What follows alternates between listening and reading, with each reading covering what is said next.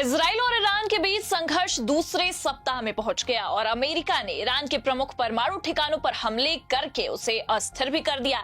ऐसा दावा हम नहीं बल्कि खुद अमेरिकी राष्ट्रपति डोनाल्ड ट्रंप कर रहे हैं। उनका ये कहना है कि अमेरिका ने ईरान पर हमला करके उसका सबसे सुरक्षित ठिकाना फोर्डो अब नष्ट कर दिया है। हालांकि अब ये हमला खुद अमेरिका के लिए गले की फांस भी बन गया है, क्योंकि जहां एक तरफ ईरान ने अमेरिका के खिलाफ एक्शन लिया है, वहीं दूसरी तरफ खबर ये है कि अब खुद रूस ने ईरान के विदेश मंत्री के साथ डील करके अमेरिका तक को चौंका दिया है। नमस्कार, आप देखना शुरू कर चुके हैं 4 PM न्यूज नेटवर्क और मैं हूं आपके साथ प्रगति ठाकुर। दरअसल अब अमेरिका के बाद ईरान वर्सेस इजराइल के इस महाजंग में रूस की एंट्री और चीन की एंट्री हो गई है।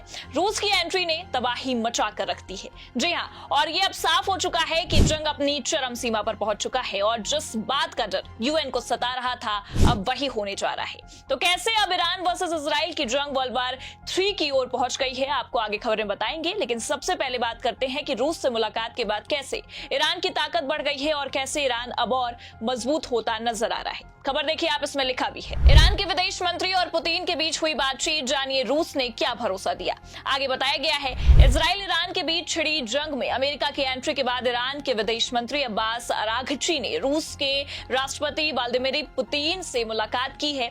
राइटर्स के अनुसार रूसी राष्ट्रपति व्लादिमीर पुतिन ने सोमवार को मॉस्को में ईरानी विदेश मंत्री अब्बास अराघची से कहा कि रूस ईरानी जनता की मदद के लिए तैयार है और ईरान पर किया गया हमला पूरी तरह से निराधार है। पुतिन ने ये बातें कैमलिन में वार्ता की शुरुआत के दौरान कही है। राइटर्स ने ये बताया कि अराघची ने ईरान के खिलाफ की गई कार्रवाई की निंदा करने के लिए रूस का आभार व्यक्त किया है और कहा है कि रूस इतिहास के सही पक्ष में खड़ा है। हालांकि अंदाजा पहले भी लगाया गया था कि अमेरिका के हमले के बाद ये युद्ध अपनी चरम सीमा पर पहुंच सकता है और वैसा ही होता नजर भी आ रहा है। खबरें पहले ही आ गई थी कि अमेरिका के हमले के बाद रूस, चीन के अलावा भी कई मजबूत देश ईरान की मदद के लिए आगे आ रहे हैं। ईरान को अब कई देशों की तरफ से इजराइल और अमेरिका के खिलाफ जंग लड़ने के लिए हथियार भी दिए जा रहे हैं। लेकिन अब मामला और भी गहराता नजर आ रहा है जब खुद विदेश मंत्री से मिलकर पुतिन ने सामने से अमेरिका के खिलाफ लड़ाई लड़ने की बात कह डाली है। पहले तो केवल पूर्व राष्ट्रपति ने ही दावे किए थे कि इस हमले को लेकर ट्रंप का मजाक भी बनाया, लेकिन अब मामला और गंभीर हो चुका है, क्योंकि खुद ट्रंप ने आगे से अब ईरान पर हमला करके अपने ही पैर पर कुल्हाड़ी जो मार ली है, क्योंकि अब इस खेल में रशिया के साथ साथ चीन की भी जो एंट्री हो गई है। जी हाँ, चाइना ने भी अब पूरी तरह से ईरान का समर्थन करने का मन बना लिया है और इतना ही नहीं बल्कि अब तो इस पूरे मामले पर चीन की ओर से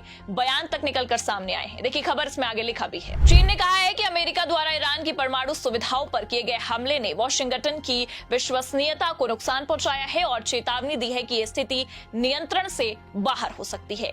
संयुक्त राष्ट्र सुरक्षा परिषद ने रविवार को ईरान की परमाणु साइटों पर अमेरिकी हमलों पर चर्चा के लिए बैठक की, जिसमें रूस, चीन और पाकिस्तान ने 15 सदस्यीय निकाय से मध्य पूर्व में तत्काल और बिना शर्त युद्ध विराम की मांग वाला एक प्रस्ताव अपनाने का आग्रह किया। हालांकि आपको बता दें कि जिस तरह से अब रशिया के बाद चीन भी खुलकर सामने आ रहा है, वो साफ दिखा रहा है कि कहीं न कहीं इजराइल, जो अमेरिका का साथ मिलने के बाद बेहद खुश नजर आ रहा था, अब उसकी खुशी को नजर लग चुकी है। खबर है कि खुद खामेनेई ने ही रूस से इस मामले में मदद की मांग की थी, क्योंकि रूस ईरान का सबसे अच्छा मित्र जो है, ये आप भी जानते हैं। लेकिन अब खबर है कि चीन ने भी इस मामले में एंट्री ले ली है, जिसे देखते हुए कई कयास लगाए जा रहे हैं और संभावनाएं यही जताई जा रही है कि चीन की एंट्री कहीं न कहीं जहां एक तरफ ईरान को और मजबूत करेगी, वहीं दूसरी तरफ इजराइल को उसके खात्मे की ओर पहुंचा देगी। खबर देखिए आज तक की, इसमें लिखा है, सबसे बड़ा सवाल, क्या चीन उतरेगा 5000 किलोमीटर दूर ईरान के लिए युद्ध में? क्या उसकी मिलिट्री के पास इतनी क्षमता है? जी हां, आपको बता दें कि इस वक्त सबकी नजरें रशिया नहीं बल्कि चीन पर टिकी हैं, क्योंकि रशिया ने तो अपना स्टैंड साफ कर दिया है और मदद के लिए ईरान की तरफ हाथ तक बढ़ा दिया है। लेकिन अब सबकी निगाहें चीन के स्टैंड पर टिकी हैं, क्योंकि सबसे बड़ा सवाल यही है कि क्या चीन, जो ईरान का सबसे बड़ा व्यापारिक साझेदार और तेल खरीदार है, 5000 किलोमीटर दूर ईरान के लिए सैन्य हस्तक्षेप करेगा? क्या उसकी पीपल्स लिबरेशन आर्मी यानी कि पीएलए में इतनी दूर तक शक्ति प्रदर्शन करने की क्षमता है?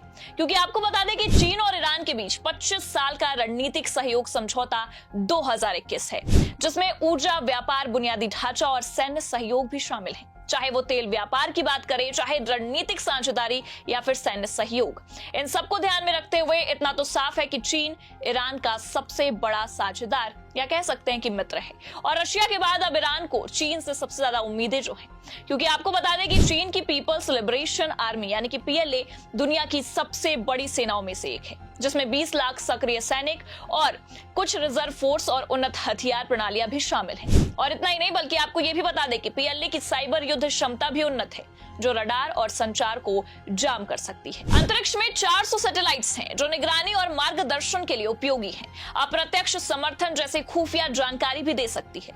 हालांकि अभी चीनी सेना इस लड़ाई में उतरेगी या नहीं, इस पर सवाल अभी भी बरकरार है। लेकिन खबर यह है कि रशिया के बाद चीन ने ईरान की मदद की है। और इतना ही नहीं, बल्कि जियोपॉलिटिक्स को जो अच्छे से समझते हैं, जो इसके जानकार हैं, उनका तो यह भी मानना है कि रशिया की मिसाइलों से ज्यादा बेहतर लड़ाई चीन की मिसाइलें द्वारा की जा सकती हैं, जो बड़ी ही आसान तरीके से इस जंग में ईरान की जीत को मुमकिन भी कर सकती है।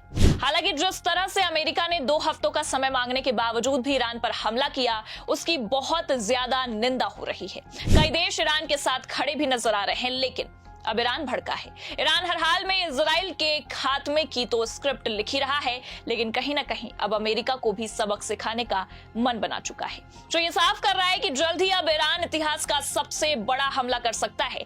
क्योंकि चेतावनी तो पहले ही दी जा चुकी थी कि अगर अमेरिका की एंट्री होती है तो मंजर बहुत ही खौफ भरा होगा, और अब कुछ वैसा ही होता दिखाई दे रहा है। खबर देखिए, इसमें साफ लिखा है, ईरान के सर्वोच्च नेता अयातुल्लाह अली खामेनेई ने पहले ही अमेरिका को चेतावनी दी थी कि अगर ये युद्ध में शामिल होता है तो उसे अपूरणीय क्षति होगी, और ईरान सभी विकल्पों पर विचार कर रहा है। ईरान ने चेतावनी दी है कि अमेरिका का कोई भी हमला उसके हितों को खतरे में डाल देगा।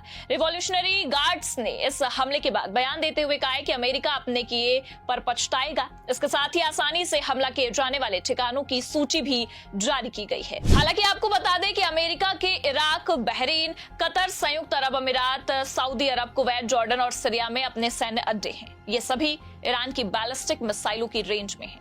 और अब अमेरिका को यही डर सता रहा है कि अगर ईरान को रशिया और चाइना का अच्छा खासा साथ मिलता है, वहां से परमाणु हथियार मिलते हैं, तो ईरान किसी भी हालत में अमेरिका के इन सैन्य ठिकानों पर पहले हमला कर सकता है। और डरना इस वक्त लाजमी भी है, क्योंकि ईरान ने तो पहले ही चेतावनी देकर अमेरिका को सचेत कर दिया था। तो जिस तरह से ईरान वर्सेस इजराइल की ये जंग अपने नए मोड़ पर जा पहुंची है, ऐसे में संभावना यही है कि अगर मामला और बढ़ता है तो वर्ल्ड वॉर 3 का आगाज होने से अब कोई नहीं रोक सकता। फिलहाल इस पूरे मामले पर आपको क्या लगता है? क्या अमेरिका के बाद इस युद्ध में रशिया और चाइना की एंट्री मिडिल ईस्ट में तबाही का मंजर ला सकती है? क्या वर्ल्ड वॉर 3 का आगाज हो चुका है? अपनी राय कमेंट करके जरूर बताइए। खबर आपको कैसी लगी, लाइक और शेयर जरूर करें। चैनल पर अगर नए हैं तो सब्सक्राइब और ज्वाइन करना ना भूलें। देखते रहिए 4 PM न्यूज नेटवर्क। नमस्कार।